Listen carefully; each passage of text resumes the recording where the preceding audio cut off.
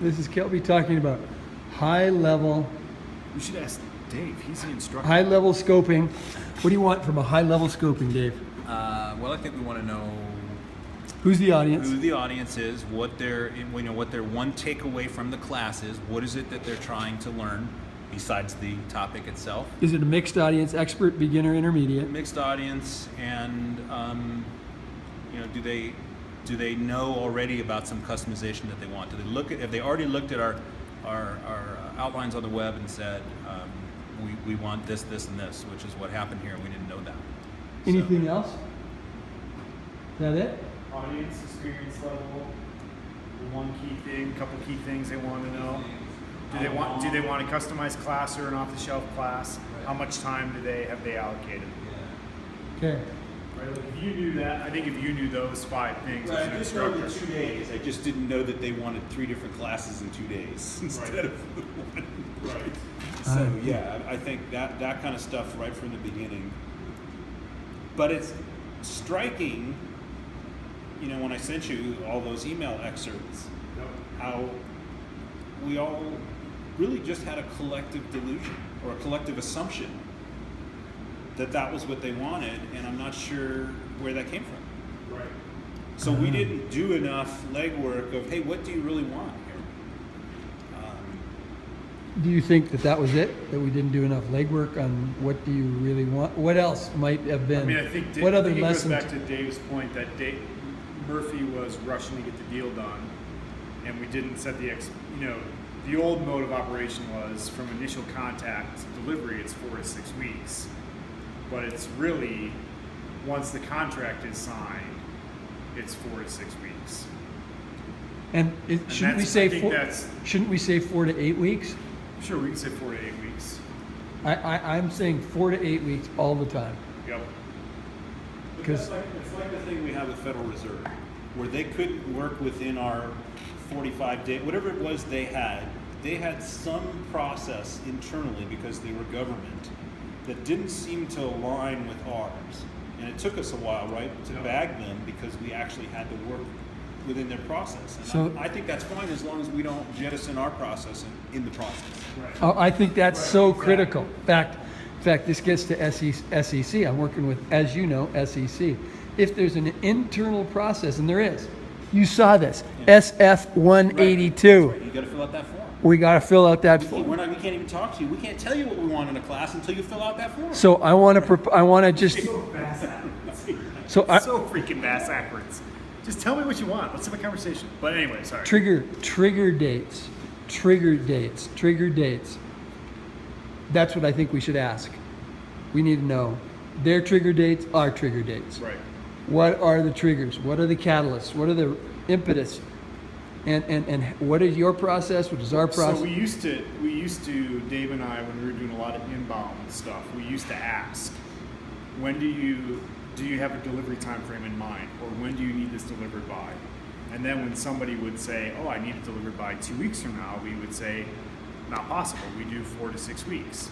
And so I feel like when we try to switch the process, I feel like part of the thing that's broken down is we're not asking anymore, when do you need the class? But I also think we need to ask. I think we're much better off as a company bending over backwards time-wise for somebody if it actually works in terms of the lack of customization. In other words, customer calls up and says, I need this in 2 weeks. You can say, well, we can do an off-the-shelf class in 2 weeks. Let me get back to you with the availability of our instructors. I don't know for sure. But as soon as they say, I want to customize the class, we can say, we can't do that in 2 weeks. We need adequate time to provide blah, blah, blah. So a customer could call and say, I want something next week. And if we found somebody, if I was available, I'd do it. Right. If it was the intro Python course that we already did, there's nothing to it. Right. So I think we have to, if we Right, ask that's that a good point. question in the first call, we can immediately say, okay, there's not enough time, or this is not our normal process. We typically do 4 to 6 weeks, but if you're really going to take an off-the-shelf class, if that's what you think is going to work for your developers, let me get back to you with some availability. And then you make the calls, you check my schedule, you check the other people, and then we could actually make it happen. Right. But the other side of the coin, you can never make happen, of the customization. Doesn't matter who. Right, and I think from a sales perspective is that if somebody calls up and says we want a customized class, if we say in order for us to get the 98% satisfaction rate or the 4.6 or whatever the number was that calculated, That's it. in order for us to guarantee that, we need 4 to 8 weeks lead time so that we can dial in the content and dial in the labs and make sure you've got the right instructor for your audience.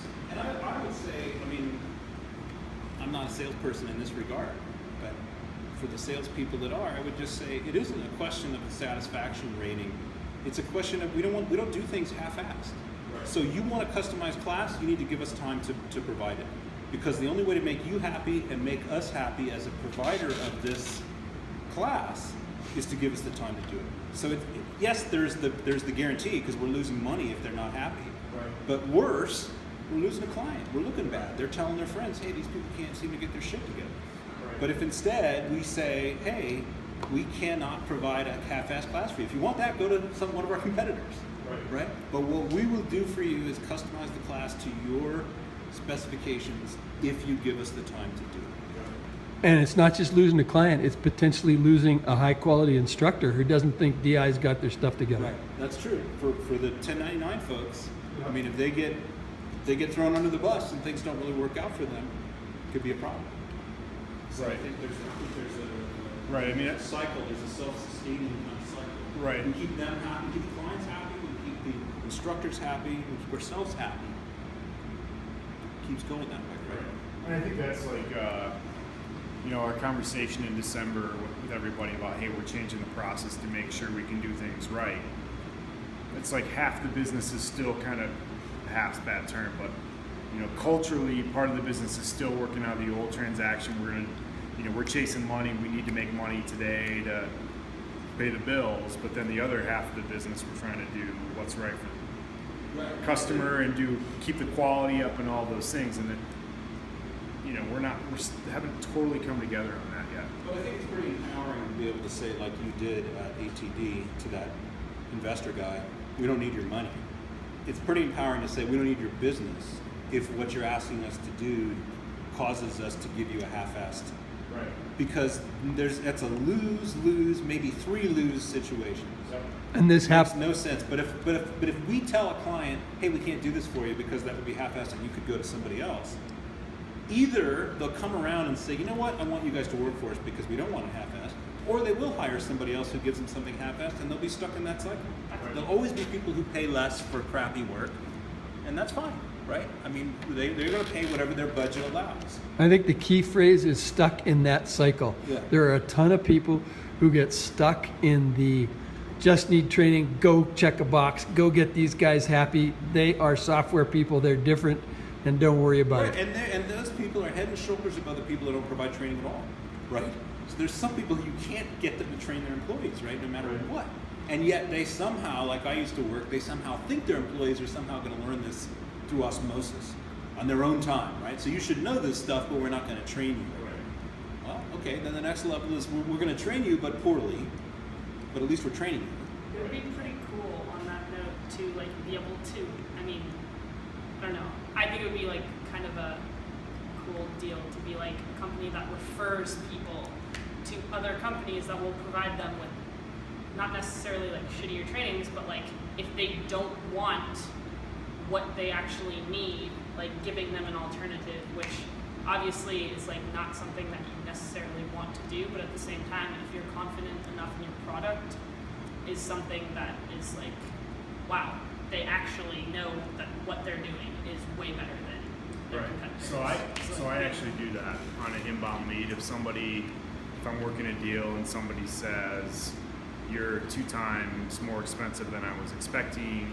or whatever, I'll say you should go talk to Webmucator. They'll charge you $7,000. They're going to use a guy that doesn't have any experience in the field. It'll give you the class that you want, but it's not going to be the same quality. So I refer a lot. Just go talk to this company, or go talk to Oracle, or we're not your thing.